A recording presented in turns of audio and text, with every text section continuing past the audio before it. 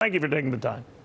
I'm glad to be with you, of course. Happy New Year, sir. And on this notion that the president isn't keen and has apparently urged Republicans don't vote for this. Already at least two Republicans, Rand Paul and Mike Lee, likely are. They do think that the president should be reined in here. What do you think? I think if you look at the 40 years of the Islamic Republic of Iran, and how they have been involved in so many terrorist activities, going back to imprisoning all of our Foreign Service officers for well over a year in 1979 and 80, and leading up to the killing of 600 Americans in the Iraq War, and then eventually one more American that brought the president to doing what he did to kill the general that is the mastermind of all these terrorist activities in the Middle East, and then considering that his #1 responsibility under the Constitution as Commander-in-Chief, because it's the #1 responsibility of the federal government to defend Americans. And if Americans' lives are in danger, and he didn't do what he was doing, and then we had a lot of Americans killed, the very same people condemning him now would condemn him because he didn't take the proper action to protect Americans. So when you hear your colleague Mike Lee said it was insulting and demeaning, referring to the briefing by military officials, and that it's the worst I've ever seen, what did you make of that? I was satisfied with the briefing. It gave me all the information that I needed, that the president acted in a constitutional and legal way in doing what he did. And particularly when I've heard how other members of the Gang of Eight, the people that get all this sensitive intelligence information, that they were informed just like members when Obama was killed, bin Laden was killed by Obama. They were informed afterwards. I don't know how the same people can condemn this president for the way he handled it. All right, I want to switch to trade because I know this has been a big issue for you and certainly from your state, and we understand that next week is when this will all be signed, sealed, and supposedly delivered. The vice premier will be in town, other key players. Are you optimistic that will all happen?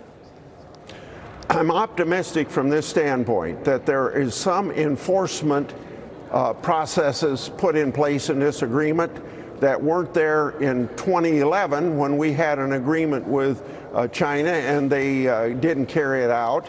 And we need those enforcement agreements because China has been a member of the WTO since 1999, I believe, and for 20 years they've been cheating on international trade. That we do have a process that can get us talking to the Chinese why you aren't living up to it.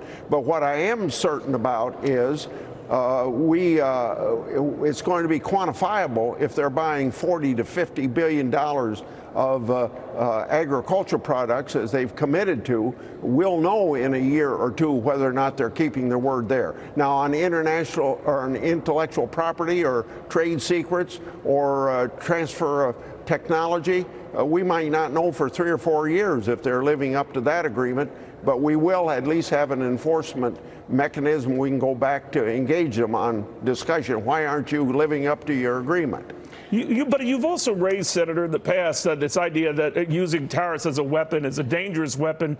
You have called for, redressing this and looking into rein in this president's use of tariffs to get what he wants.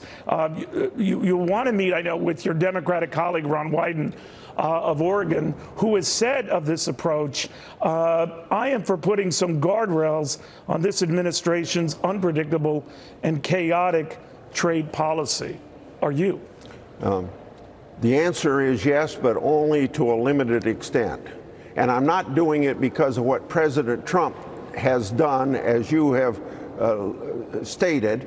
I'm doing it because he has brought to my attention something that shouldn't have had to wait till Trump. It was very obvious. In 1962, Kennedy trade bill, we delegated too much of Congress's constitutional authority to regulate foreign trade, and we need to keep bring that back. So my legislation that I hope to get out of committee on reforming 232 but not doing away entirely with the presidential discretion, but putting some guardrails on, yes, but only to that extent. Now, the extent to which maybe Senator Wyden was going way beyond that, at this point, I'm not sure I want to go way beyond what I just told you I want to do. Got it. On impeachment, very quickly, I know you have to go, and I appreciate your taking the time.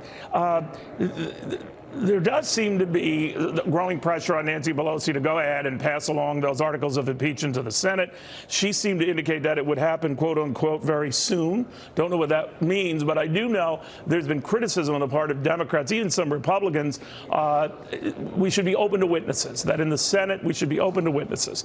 Are you open to witnesses? And do you know and do you share the view of the likes of Mitt Romney and Susan Collins, Lisa Murkowski, Republicans all, who seem to be open to that? Because if that's true, then you need just one more to make sure you have a witness. I could only answer that question when we get through the process of opening it up, getting the Chief Justice on board, and listening to the prosecution and listening to the defense of the president, and then I will make that decision. But I can't make it in the vacuum until I've heard why he should be prosecuted and to what extent we need more information to determine if he should be prosecuted. All right, Senator, thank you very much. It's always good catching up with you.